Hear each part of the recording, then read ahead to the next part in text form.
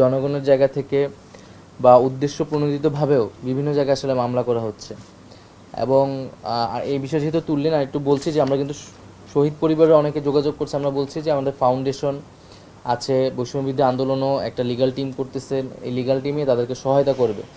অনেক জায়গায় তাদেরকে রাজনৈতিক দলের লোকেরা নানা ধরনের চাপ দিচ্ছে মামলা করার জন্য, এবং তাদের ব্যক্তিগত শত্রুদের নাম এই মামলায় ঢুকিয়ে দেওয়া হচ্ছে। বিভিন্ন জায়গায় এই ঘটনাগুলো ঘটতেছে, এবং সাংবাদিকদের ক্ষেত্রেও এরকম হতে পারে, বিভিন্ন জায়গায় মামলা করা হচ্ছে।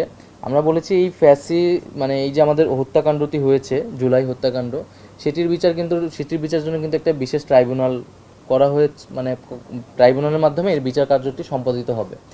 এবং সাংবাদিক বা যে কেউ এই গণহত্যার সাথে যারা জড়িত, গণহত্যাকে নানাভাবে বৈধতা দিয়েছে, উস্কানি দিয়েছে, তাদেরকে এই বিচারের আওতায় আনা হবে। সেটা সাংবাদিকই হোক, আইনজীবী হোক, রাজনৈতিক দলের কর্মী হোক, পুলিশ হোক, প্রশাসন হোক, যে কেউ। তো এই হত্যাকাণ্ডের বিচার সেই ট্রাইব্যুনালের মাধ্যমে আমরা সরকারের জায়গা থেকে করব। আর এরবারে ফৌজদারি আইনে তো বিভিন্ন মামলা দেওয়া হচ্ছে, সেটা তো কোর্টে যাবে, এবং আমরা সরকারের জায়গা থেকে তো এই ধরনের মামলার নির্দেশনা দেওয়া হয়নি।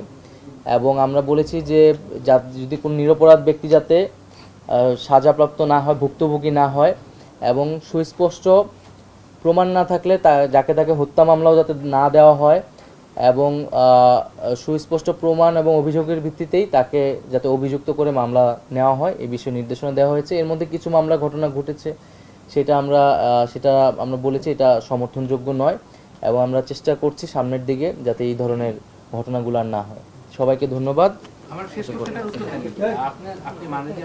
যেটা বললেন সেটা না, এটা কিন্তু একটা কূটনৈতিক বিষয় আর কি। এটা রাষ্ট্রীয় জায়গায় হচ্ছে তিনি কথা বলতে চেয়েছেন, বা সকল রাষ্ট্রের প্রতিনিধিরাই কথা বলতে চাচ্ছেন, সেটা কূটনৈতিক জায়গা থেকে আলোচনা হয়েছে, এর বাইরে কিছু নয়।